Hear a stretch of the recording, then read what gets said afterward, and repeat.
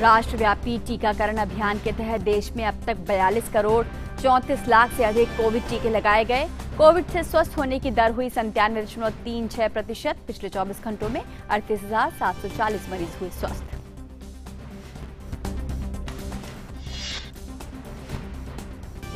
संयुक्त राष्ट्र की 76वीं महासभा के निर्वाचित अध्यक्ष अब्दुल्ला शाहिद आज विदेश मंत्री एस जयशंकर से करेंगे मुलाकात।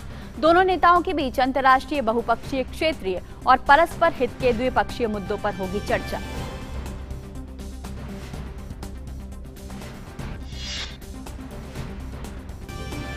बांग्लादेश में कोरोना का कहर जारी। कल 3,500 से अधिक नए मामले मिलने के बाद देश में पॉजिटिविटी दर हुई 32%। पूरे देश में आज से सख्त लॉकडाउन लागू।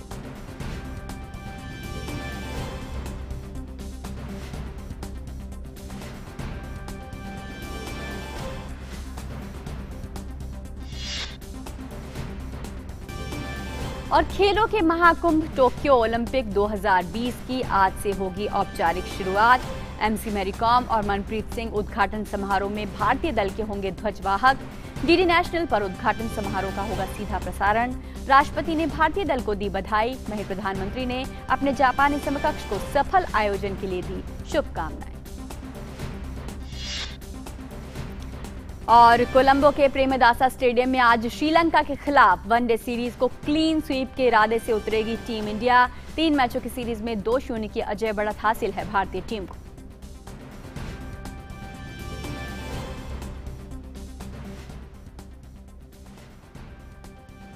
और मिड डे प्राइम में सबसे पहले बड़ी खबरों पर नजर डालते हैं।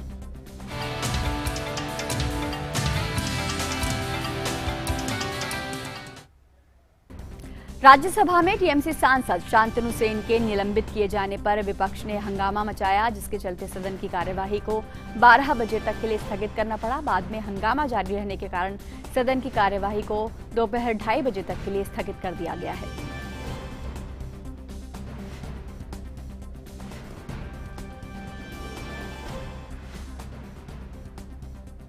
वहीं लोकसभा की कार्यवाही विपक्ष के भारी हंगामे के चलते सोमवार सुबह तक के लिए स्थगित कर दी गई है। विपक्षी सांसदों ने कृषि कानूनों को लेकर सदन में जोरदार हंगामा किया।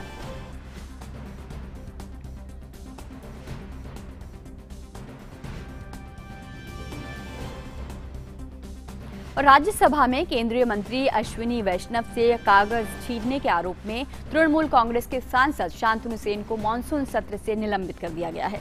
राज्यसभा में संसदीय कार्य मंत्री के द्वारा टीएमसी सांसद शांतनु सेन को निलंबित रखने का प्रस्ताव रखा गया, जिसे सभापति ने स्वीकार कर लिया और उन्हें निलंबित करने की घोषणा कर दी।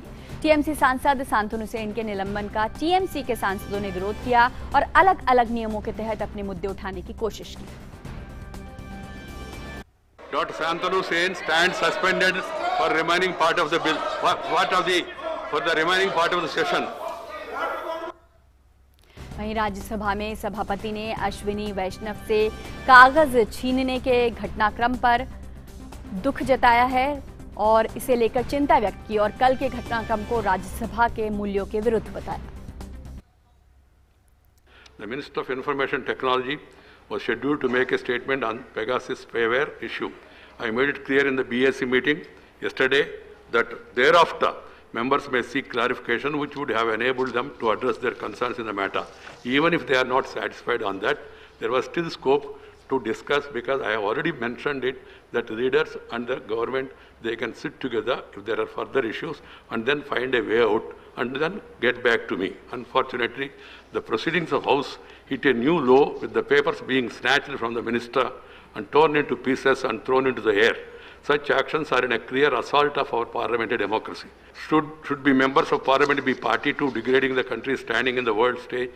It was also agreed that BSc meeting yesterday that this August House will take up a detailed discussion on various aspects including country's economy, at least for 4 hours. वहीं सूचना और प्रसारण मंत्री अनुराग ठाकुर ने सदन में विपक्ष के हंगामे पर कहा कि विपक्षी सांसद सवाल उठाते हैं लेकिन जवाब सुनने को तैयार नहीं होते। कल की घटना लोकतंत्र को शर्मसार करने वाली है। जब प्रधानमंत्री जी ने पहले दिन कहा कि हम हर विषय पर चर्चा के लिए तैयार हैं और 2014 से लेकर 2021 तक हमने हर विषय पर चर्चा की, तो चर्चा से विपक्ष क्यों भाग रहा है और जवाब जब मंत्री दे रहे हैं तो उसको सुनने के लिए क्यों तैयार नहीं? पर्चे फाड़ने और सड़क पर सिर फोड़ने से कब बाज आएंगे? वहीं आईटी मंत्री अश्विनी वैष्णव ने संसद में विपक्ष के रवैये की कड़ी निंदा की। तृणमूल कांग्रेस ने भारतीय जनता पार्टी के कार्यकर्ताओं पे जिस तरह का वायलेंस किया है बंगाल में, उसी कल्चर को आज पार्लियामेंट में लेके आ रहे हैं। मेरा सीधा सा प्रश्न है, हम देश को, हमारी नेक्स्ट जनरेशन पार्लियामेंटेरियंस को, उनको क्या संदेश देना चाहते हैं? लोकसभा में प्रश्नकाल के दौरान जवाब देते हुए केंद्रीय स्वास्थ्य मंत्री मनसुख मंडाविया ने कहा कि सरकार वैक्सीनेशन के लिए आज भी हर संभव प्रयास कर रही है। लोगों को 100% वैक्सीन लगे, इस पर सरकार आगे बढ़ रही है। इस पर राजनीति नहीं होनी चाहिए। माननीय अध्यक्ष महोदय, इश्यू राजनीति का है। ये मुद्दे पर राजनीति नहीं होनी चाहिए। हमारा मकसद है, हर कोई का लक्ष्य है कि देश के 100% 18 एबव लोगों, एबव नागरिक को वैक्सीनेशन हो। उसके लिए हम सब लोगों ने साथ में मिलकर प्रयास करना चाहिए। ये राजनीति का अवसर नहीं है। तो कुछ मुद्दों पर राजनीति नहीं होनी चाहिए। और सदन की कार्यवाही पर और ज्यादा जानकारी के लिए ऋषि कुमार हमारे साथ, हमारे संवाददाता जुड़ रहे हैं। ऋषि, लोकसभा तो सोमवार तक के लिए स्थगित कर दी गई है, लेकिन राज्यसभा की कार्यवाही में भी व्यवधान डाला गया और ऐसा लग रहा है कि जो अहम मुद्दे हैं, जनता से जुड़े मुद्दे हैं, उन पर विमर्श के लिए विपक्ष बिल्कुल तैयार नहीं है। बिल्कुल, देखिए, अगर आज हम दोनों सदनों को देखें तो जैसे कि आपने कहा, लोकसभा तो कल तक के लिए स्थगित कर दी गई है, यानी कि अब सोमवार को लोकसभा बैठेगी। लेकिन राज्यसभा में जो स्थितियां सुबह से बनी हैं, जिसमें कि हम देखें तो सबसे पहले जो सभापति ने अपनी बात रखी कि कल का जो घटनाक्रम है वो कम से कम उच्च सदन की जो संसदीय परंपराएं हैं उसके लिहाज से बिल्कुल उचित नहीं था, और उस पर उन्होंने दुख व्यक्त किया। इसके बाद जिस तरीके से ट्रेजरी बेंचेस की तरफ से संसदीय कार्य मंत्री ने प्रस्ताव रखा कि शांतनु सेन, जिन्होंने कि आईटी मिनिस्टर से कल पर्चा छीनने और फाड़ने का जो कृत्य किया था, उसके आधार पर उनको निलंबित किया जाए, जिसको कि चेयर ने माना और कहा कि जो कल का घटनाक्रम है वो निंदनीय है और उनको बाकी बचे हुए समय के लिए निलंबित किया जाता है। इस पूरे घटनाक्रम के बाद जिस तरीके से लग रहा था कि आगे की कार्यवाही आगे बढ़नी चाहिए, क्योंकि चेयर ने अपनी तरफ से रूलिंग देने के बाद उस पर कोई भी स्थिति को बदला नहीं जा सकता है, और ये रूलिंग जब फाइनल हो गई उसके बाद सदन में व्यवधान हुआ, और व्यवधान के बाद जब एक बार फिर से राज्यसभा बैठी तो उस समय भी शांतनु सेन, जो कि टीएमसी के सांसद हैं, सदन को छोड़कर नहीं गए। यानी कि टीएमसी की तरफ से यहाँ पर सदन के अंदर जो व्यवधान उत्पन्न करने की जो रणनीति है वो एक सोची समझी है, क्योंकि जब आपके खिलाफ आदेश दे दिया गया है और आपको निलंबित कर दिया गया है तो सदन में बैठने का औचित्य नहीं बचता। और इस बात को लेकर उपसभापति ने भी सदन जब बैठा तब बार बार आग्रह किया कि आप सदन से बाहर चले जाएं, लेकिन ऐसा नहीं हुआ। इसी के चलते हम देख रहे हैं कि सदन बाधित हो रहा है बार बार, और 2:30 बजे तक के लिए जब राज्यसभा स्थगित कर दी गई है, ऐसे में देखना होगा कि 2:30 बजे जब एक बार फिर से सदन बैठता है तो परिस्थितियां क्या बनती हैं, क्योंकि जो व्यवधान की जो रणनीति है विपक्ष की वो अनवरत जारी है। और अगर हम देखें दूसरे दिन को छोड़कर, जबकि हमने सिर्फ कोविड के ऊपर 4 घंटे की चर्चा की और विस्तार से स्वास्थ्य मंत्री का जवाब देखा, इसके अलावा जो सदन की जो कार्यवाही है उससे कुछ भी खास निकल कर अब तक नहीं आया है। एक बिल जो कि नेविगेशन से संबंधित जो बिल था वो आज भी लिस्टेड किया गया है। पिछले 3 दिनों से लगातार उसको सूचीबद्ध किया जा रहा है। इसको टेकअप भी कर लिया गया, चर्चा इस पर शुरू हो गई थी, लेकिन अभी तक वो बिल डिस्पोज नहीं हो पाया, जिस पर कि पारित करने को लेकर भी व्यवधान नहीं है, कोई गतिरोध नहीं है। अधिकांश राजनीतिक दल इस बिल को लेकर पारित कराए जाने के पक्ष में हैं, लेकिन इसके बावजूद भी जो परिस्थितियां बार बार बन रही हैं, जिसमें मुद्दों को उठाने के नाम पर शोर शराबा और हंगामा हो रहा है, उससे सदन की कार्रवाई को सुचारू रूप से चला पाना बेहद मुश्किल हो रहा है। ऐसे में देखना होगा कि क्या फ्लोर मैनेजमेंट के माध्यम से या कुछ अन्य तरीके, हालांकि सरकार ने कोशिश की है, जो विपक्ष के जो नेता हैं उनके साथ बातचीत करके हमने देखा है कि सदन जब स्थगित हो जाता है उसके बाद भी ट्रेजरी बेंचेस की तरफ से प्रयास होते हैं कि आगे जब सदन बैठे तो आप इसको चलने दें, लेकिन अभी तक परिणाम सुखद नहीं देखे गए हैं। अब देखना होगा कि जबकि निजी विधेयकों का दिन है, जिसमें कि तमाम सांसदों को अपने अपने विधेयक रखने का आज का दिन, जो शुक्रवार का दिन उनको एक विशेष दिन मिलता है, जिसमें ख़ास तौर से अगर हम देखें तो आज जनसंख्या नियंत्रण से संबंधित, समान नागरिकता संहिता से संबंधित और महिला आरक्षण से संबंधित जो निजी विधेयक हैं उसकी 25 निजी विधेयकों की जो सूची है अलग अलग सांसदों की, वो भी आज सूचीबद्ध की गई है। जी बिल्कुल ऋषि, एक एक सेकंड सदन के भीतर कीमती होता है, एक एक मिनट की योजना बनती है। जैसा कि हम देख रहे हैं विपक्ष का रवैया है कि एक तो बहस नहीं होने दे रहा, वहीं एक टीएमसी के सांसदों ने जो किया, टीएमसी ने जो रुख कल सदन में अपनाया, वो एक तरीके से बिल्कुल सदन की गरिमा को भंग करने वाला है। तो एक तरफ तो जहां पर आप विमर्श के लिए तैयार नहीं है, वहीं पर कई ऐसी रीतियां, कई ऐसे कार्य आप जहां कर रहे हैं जो बिल्कुल भी सही मायने में अगर कहें तो सदन की गरिमा के विपरीत है। बिल्कुल, देखिए जब हम देख रहे हैं कि व्यवधान होना अलग बात है, लेकिन जो व्यवधान करने के जो तरीके हैं उस पर अगर विपक्ष चिंतन नहीं करता है तो ये निश्चित तौर से सदन की गरिमा के विरुद्ध होगा। क्योंकि कई बार हमने देखा है, चाहे वो प्ले कार्ड दिखाने की बात हो, वो सदन में उसकी अनुमति नहीं दी जाती है, या किसी भी रिकॉर्डिंग को दिखाने की अनुमति नहीं दी जाती है, या अगर कोई मंत्री अपना वक्तव्य देना चाहते हैं और ऐसे मुद्दे पर जो कि विपक्ष के द्वारा ही लगातार उठाया जा रहा हो, बिल्कुल, और इसको लेकर बार बार जो व्यवधान है वो भी किया जा रहा हो, ऐसी स्थिति में जब मंत्री खुद उस पर बयान दे रहे हैं तो उस पर विपक्ष को चाहिए कि अपने सवाल पूछकर जो वो आरोप ही लगा रहे हैं उन आरोपों के बारे में ही कम से कम सरकार से जान लें कि क्या स्थिति है इस पर। लेकिन जब वो सब चीज़ें नहीं हुई और सरकार अपने दायित्वों की पूर्ति हेतु जब उन्होंने सदन में बयान रखने के लिए आईटी मिनिस्टर खड़े हुए तो उनके साथ दुर्व्यवहार करना, उनका जो स्टेटमेंट है उसको छीनकर फाड़ना, ये संसदीय मूल्यों के बिल्कुल विरुद्ध है। और इसी वजह से शांतनु सेन को बाकी के बचे हुए सत्र के का जो निलंबन है वो कार्रवाई हुई है, और निलंबन की कार्रवाई होना किसी भी सांसद या किसी भी दल के लिए उसके जो मूलतः जो राजनीतिक व्यवहार है उसके हिसाब से उचित नहीं कहा जा सकता है। बिल्कुल। लेकिन विपक्ष जो है अब क्या रुख अपनाता है, कम से कम आज का दिन मेरा मानना है कि जो सांसदों के लिए ही है, खासतौर से निजी विधेयकों के रूप में अपनी बात, अपने मुद्दों को रखने के लिए उस समय क्या वस्तु स्थिति बनती है ये देखना होगा जब 2:30 बजे राज्यसभा एक बार फिर से आहूत होती है। बिल्कुल, तो सरकार अपनी जिम्मेदारी निभा रही है, बहस के लिए तैयार है, लेकिन कहीं ना कहीं विपक्ष जो है वो अपनी भूमिका से विमुख हो रहा है। बहुत बहुत शुक्रिया ऋषि आपका हमारे साथ जुड़ने के लिए।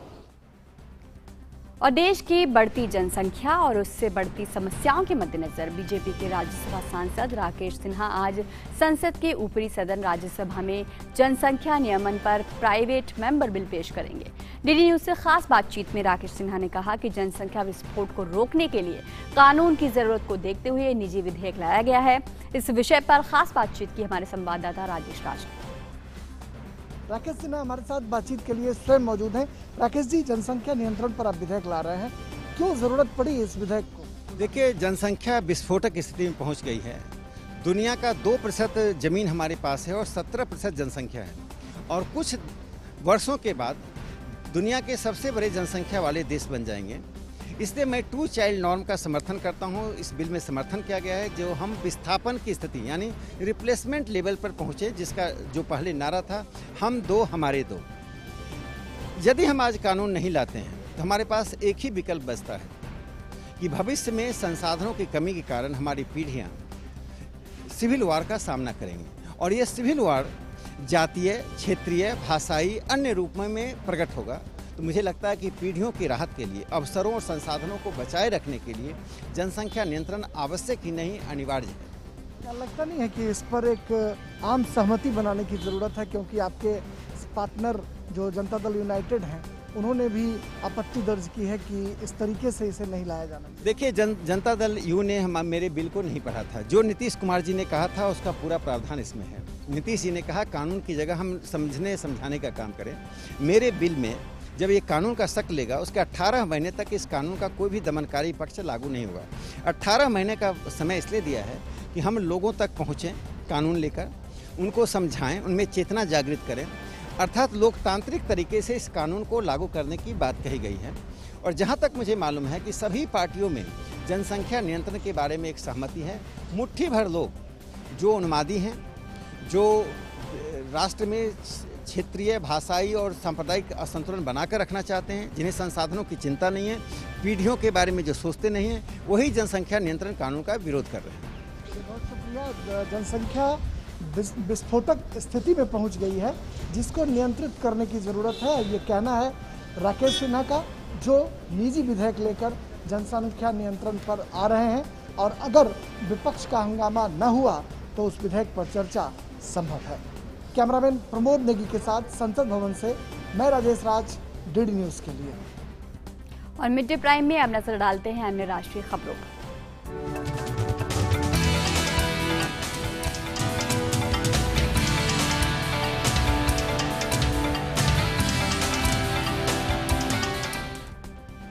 भारत की सीमा में ड्रोन के जरिए नापाक मंसूबों को अंजाम देने की कोशिश को एक बार फिर से नाकाम कर दिया गया है। जम्मू कश्मीर के कनाचक इलाके में पुलिस ने एक ड्रोन के साथ विस्फोटक सामग्री बरामद की। अभी पुलिस मामले की जांच कर रही है। सुरक्षाकर्मी के अनुसार बरामद की गई 5 किलो विस्फोटक सामग्री का इस्तेमाल आतंकी गतिविधियों में किया जाना था। और जम्मू कश्मीर के कनाचक इलाके में एक ड्रोन के साथ बरामद किए गए विस्फोटक सामग्री पर जम्मू कश्मीर पुलिस ने कहा है कि ड्रोन के मार गिराने से बड़ा हादसा चला है। इसमें जैश की साजिश के बारे में सूचना मिली थी। पिछले 1.5 साल में 25 से 32 ड्रोन जब्त किए गए। पिछले 1.5 साल में तकरीबन 25 से 30 ड्रोन सॉर्टीज़ का सामान हमने जब्त किया है। चाहे वो मौके पे जब्त किया हो, चाहे वो ट्रांसपोर्टेशन के दौरान जब्त किया हो, और कई लोगों को इसमें गिरफ्तार भी किया गया है। इससे ये पता चला इनकी जो पूछताछ के दौरान कि जैश और लश्कर, ये 2 तंजीमें हैं जो ड्रोन के ज़रिए वेपन्स और आईडीज़ गिरा रही हैं। और उनकी कोशिश हमेशा ये रहती है कि चाहे जम्मू में कोई धमाका कराया जाए या कश्मीर वाले की तरफ जो है उनके जो लश्कर के ऑपरेटिव्स या जैश के ऑपरेटिव्स बैठे उन तक हथियार पहुंचाया जाए। वहीं जम्मू कश्मीर के आईजी मुकेश सिंह ने कहा है कि पुलिस को एक खुफिया इनपुट मिला था कि जैश मोहम्मद ड्रोन के जरिए अखनूर के पास में एक पेलोड गिराने वाला है।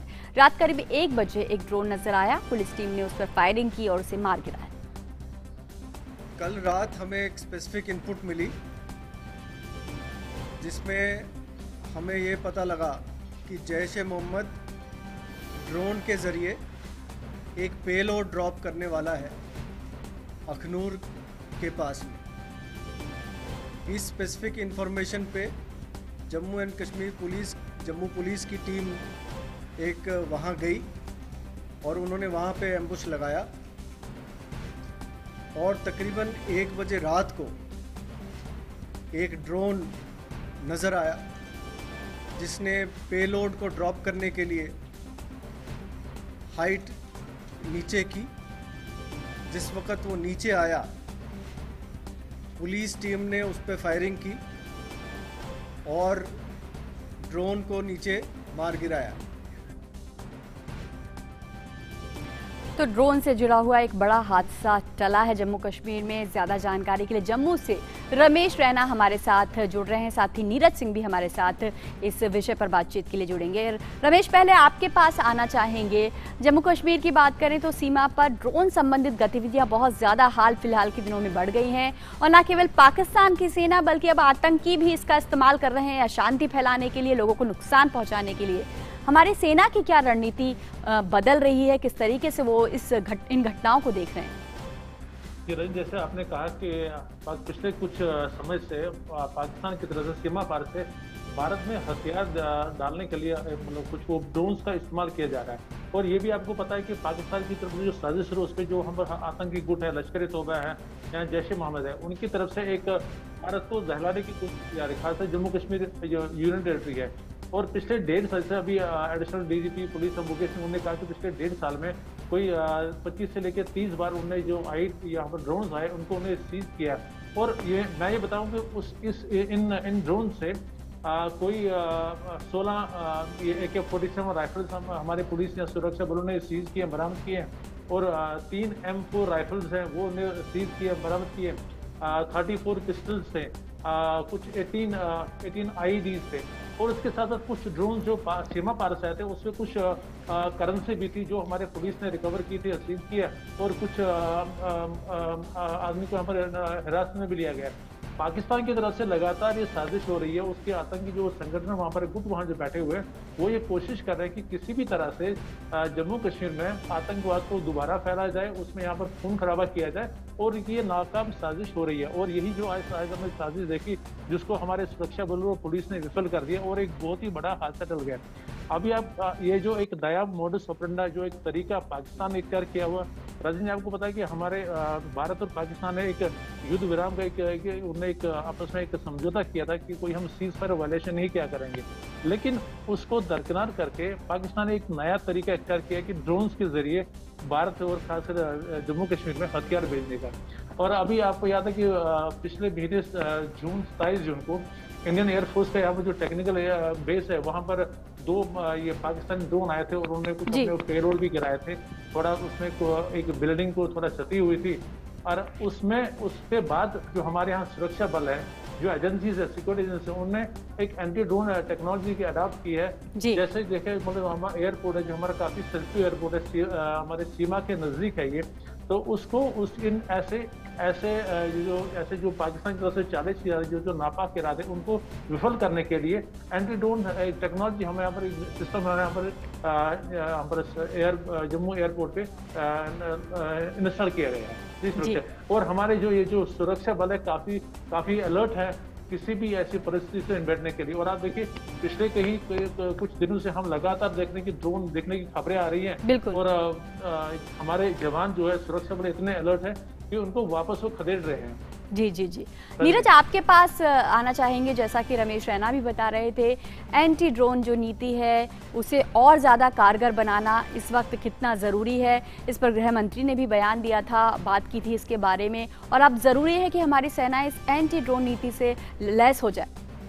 देखिए बिल्कुल बहुत ज़रूरी है, क्योंकि अगर आप देखें पिछले कुछ समय से पाकिस्तान जिस तरीके से ड्रोन लगातार इंडिया के अंदर भेज रहा है, चाहे वो ड्रग्स यहाँ पर सप्लाई कर रहा हो, हथियारों की सप्लाई कर रहा हो, और जो नकली करेंसी है उसकी सप्लाई कर रहा हो, आईडी और आरडीएक्स जैसे विस्फोटक हैं उनकी सप्लाई कर रहा हो, उसमें ड्रोन का प्रयोग पाकिस्तान अपनी तरफ से कर रहा है और आतंकवादी संगठन भी लगातार हमले के लिए इसका इस्तेमाल कर रहा है। अब एंटी जो ड्रोन जो तकनीक है जिस पर बहुत तेज़ी से काम किया जा रहा है, खासतौर से स्वदेशी तकनीक जो DRDO इसको बना रहा है, और अभी कुछ समय पहले ही कर्नाटक के कोलार में इसका एक सफल परीक्षण भी किया था। BSF और दूसरी जो सुरक्षा एजेंसियां हैं उनके सामने सफलतापूर्वक इसका परीक्षण भी किया गया था। अब इस तकनीक की खास बात यह है कि अगर कोई दुश्मन जो ड्रोन है वो अगर आता है अटैक करने के लिए या किसी भी तरह का सामान गिराने के लिए, तो उसको GPS के थ्रू ट्रैक किया जा सकता है। इसके अलावा जो लेज़र किरणें हैं, जो हैवी लेज़र किरणें हैं, उसके द्वारा इसको नष्ट भी किया जा सकता है। इसके मूवमेंट को देखा जा सकता है कि कहाँ से ये चला है और ये इसका जो टारगेट है वो कहाँ पर है, तो उसको भी जो नोट है वो किया जा सकता है और उसको हवा में ही नष्ट कर दिया जाएगा। तो इस तरह की जो तकनीक है उस पर तेज़ी से काम चल रहा है और जल्दी ही जम्मू और इसके अलावा जो पंजाब की सीमाओं पर हमारी जो सुरक्षा एजेंसियां हैं उनको ये सिस्टम उपलब्ध हो जाएगा, क्योंकि सबसे ज़्यादा अभी पिछले कुछ समय से देखें तो ड्रोन उन्हीं इलाकों में देखने को मिले हैं, चाहे हम पंजाब और राजस्थान की सीमाओं की बात करें या फिर जम्मू की सीमाओं की बात करें। बिल्कुल, निश्चित तौर पर तो सीमाओं पर ड्रोन संबंधी गतिविधियां पाकिस्तान और आतंकी संगठनों की तरफ से बढ़ रही हैं, लेकिन हमारी सेना भी उसका माकूल जवाब दे रही है। बहुत बहुत शुक्रिया रमेश रैना आपका और नीरज आपका हमारे साथ जुड़ने के लिए। और अब बात बरसात की। भारी बारिश से महाराष्ट्र के कई जिलों में जनजीवन अस्त व्यस्त हो गया है। भारतीय सेना और नौसेना की टीमें महाराष्ट्र के बाढ़ जिलों में बचाव अभियान में मदद कर रही हैं। महाराष्ट्र सरकार के अनुरोध पर पश्चिमी नौसेना कमान मुंबई ने राज्य प्रशासन को सहायता प्रदान करने के लिए बाढ़ बचाव दल और हेलीकॉप्टर भी उपलब्ध कराया है। प्रभावित क्षेत्रों में बाढ़ के बावजूद गुरुवार को 7 नौसैनिक बचाव दल मुंबई से रत्नागिरी और रायगढ़ जिलों में तैनाती के लिए रवाना हुए। साथ ही रायगढ़ जिले में फंसे कर्मियों को एयरलिफ्ट भी किया जा रहा है। नौसेना के बाढ़ बचाव दल पूरी तरह से Gemini rubber boat, loud hailer, life jacket से लैस हैं। कुछ बचाव दलों में नौसेना के प्रशिक्षित गोताखोर और गोताखोरी के उपकरण भी शामिल हैं। इससे पहले रायगढ़ जिले के तलिये गांव में भूस्खलन की घटना हुई थी। भूस्खलन से लगभग 30 घर बुरी तरह से प्रभावित हुए हैं। पुलिस, स्थानीय प्रशासन और एनडीआरएफ की टीमें मौके पर पहुंचने की कोशिश कर रही हैं। घटना में अभी तक कितने लोग प्रभावित हुए हैं, इसकी कोई जानकारी नहीं मिल सकी। और भारी बारिश की वजह से बेहाल महाराष्ट्र की राजधानी मुंबई में एक बड़ा हादसा हुआ है। मुंबई के गोवंडी इलाके में एक इमारत गिरने से 4 लोगों की मौत हुई है और 11 लोग घायल हो गए हैं।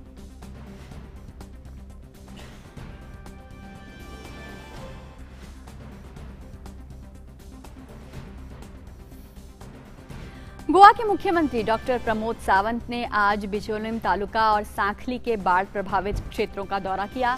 मुख्यमंत्री ने अधिकारियों को बाढ़ में फंसे लोगों को तत्काल सहायता मुहैया कराने के निर्देश दिए। वहीं हरवलेम में 23 लोगों को सुरक्षित निकाल लिया गया है।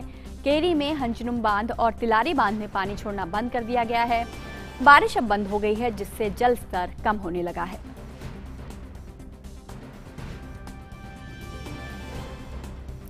तो महाराष्ट्र में भारी बरसात से जनजीवन अस्त व्यस्त हो गया है। ज्यादा जानकारी के लिए हमारी संवाददाता श्यामा मिश्रा हमारे साथ मुंबई से जुड़ी है। आज जो हादसा हुआ है श्यामा, अब तक उसकी क्या अधिक जानकारी है? किस तरीके से वहां पर राहत और बचाव कार्य चल रहे हैं?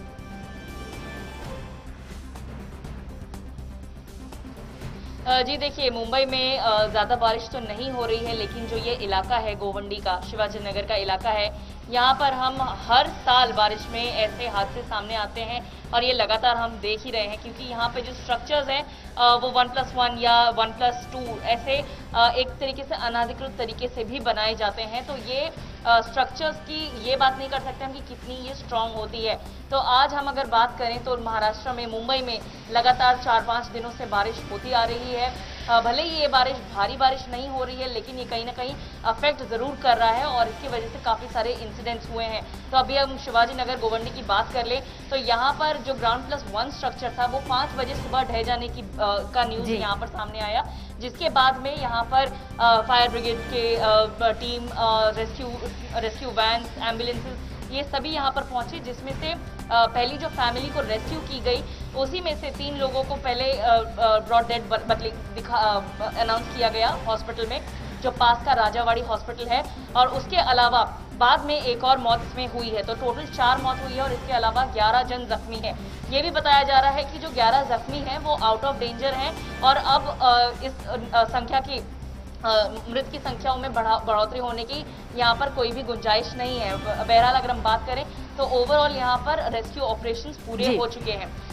रजनी, ये भी मैं बताना चाहूंगी कि जिस तरीके से महाराष्ट्र बहुत बुरी तरीके से प्रभावित है, आप भी अपने न्यूज़ में ये बता रही थी कि किस तरीके से एनडीआरएफ की टीम, नौदल की टीम और कोस्ट गार्ड की टीम महाराष्ट्र के अन्य कई सारे भागों में लगी हुई है। तो इस तरीके से अगर हम बात करें तो सबसे ज़्यादा बुरी तरीके से प्रभावित जो यहाँ पर है वो है रत्नागिरी, रायगढ़, कोल्हापुर, ये सारे इलाके जो हैं वो बहुत बुरी तरीके से प्रभावित हुए हैं। सबसे ज़्यादा टीम्स एनडीआरएफ की यहीं पे भेजी गई है। रायगढ़ में भी हम बात करें तो काफ़ी ज़्यादा लोग यहाँ पर स्ट्रैंडेड थे, क्योंकि जो नदी है उसके लेवल में बढ़ोतरी हुई है, जिसकी वजह से वो डेंजर मार्क से ऊपर बह रही है। तो रत्नागिरी की बात करें तो वाशिष्ठी नदी है जो डेंजर मार्क से ऊपर बह रही है, जिसकी वजह से काफ़ी नुकसान हुआ है। अगर आप पिक्चर्स आपने देखे हों तो जो एसटी बस होते हैं, स्टेट ट्रांसपोर्ट बसेस होते हैं, वो तक डूब गए हैं। तो आप इमेजिन कर सकते हैं यहाँ पर कि पानी कितना भरा होगा। तो इन्हीं क्षेत्रों में से लोगों को बचाव कार्य करने के लिए सारी टीम यहाँ पर लगी हुई है। ओवरऑल अगर हम बात करें तो जिस तरीके से प्रधानमंत्री ने भी जायजा लिया है, मुख्यमंत्री से बात करते हुए असिस्ट जो जितनी भी रिक्वायरमेंट है सेंट्रल गवर्नमेंट की तरफ से, ये असिस्टेंस फुल सपोर्ट में मिलेगा, ये बताया गया है।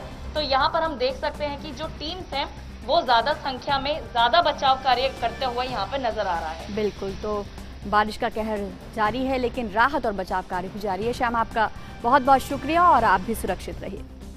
और तेलंगाना में राजधानी हैदराबाद सहित कई हिस्सों में लगातार बारिश जारी है। लगातार बारिश ने जनजीवन अस्त व्यस्त कर दिया है।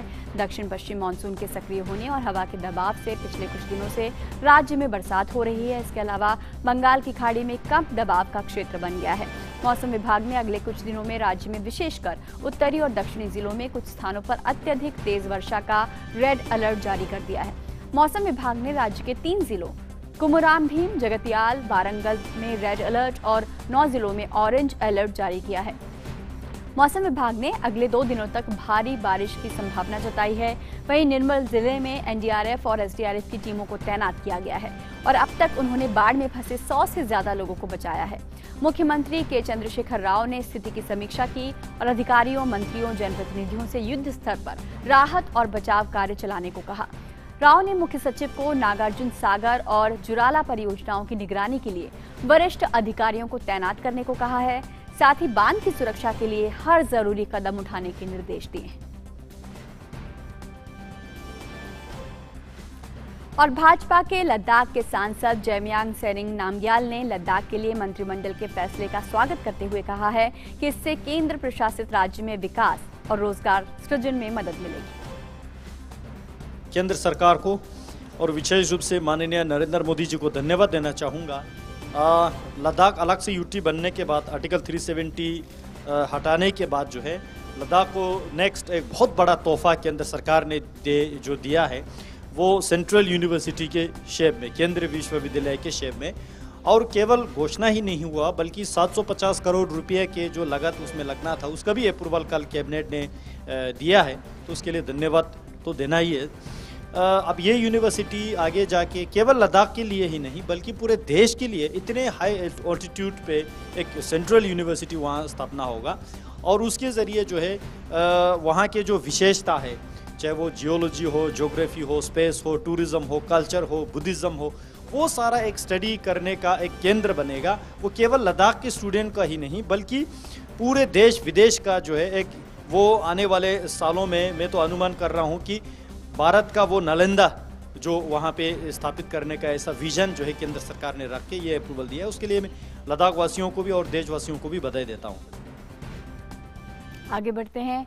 भाजपा नेता शुभेंदु अधिकारी ने गृह मंत्री अमित शाह से मुलाकात कर उन्हें पश्चिम बंगाल में चुनाव के बाद हुई हिंसा से अवगत कराया है। पोस्टपोल वायलेंस अभी भी जारी है, यह हमारा कंसर्न है।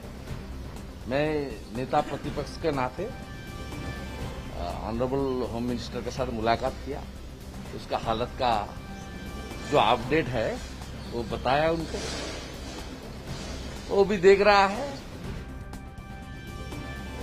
और भारत दौरे पर आए मालदीव्स के विदेश मंत्री और संयुक्त राष्ट्र